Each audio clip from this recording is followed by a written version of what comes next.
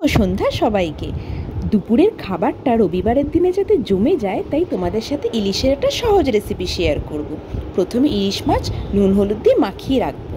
আলাদা একটা বাটিতে সাদা সর্ষে, কালো সর্ষে, কাঁচা লঙ্কা, কাজু, পোস্ত দিয়ে ভিজিয়ে রাখবো। ভেজানো হয়ে গেলে সমস্ত জিনিসগুলো একসাথে মিক্সিতে পেস্ট করে নেব।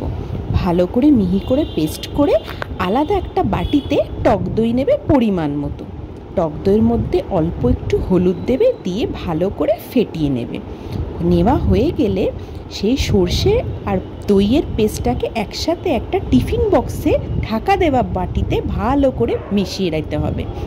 তারপর ওই মাখানো মাছগুলো পেস্টের মধ্যে দিয়ে দেবে আর অল্প একটু পেস্ট ওপর থেকেও ছড়িয়ে দেবে যাতে মাছটা ডুবে থাকে।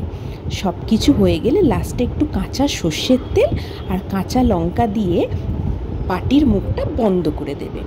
আলাদা একটা কড়াইতে বা যে কোনো পাত্রে একটু গরম জল করে ওই বাটিটা ওর মধ্যে বসিয়ে নেবে ভাপে হওয়ার জন্য। 15-20 মিনিট রাখার পরই রেডি হয়ে যাবে সর্ষে দিয়ে দই ইলিশ। কেমন?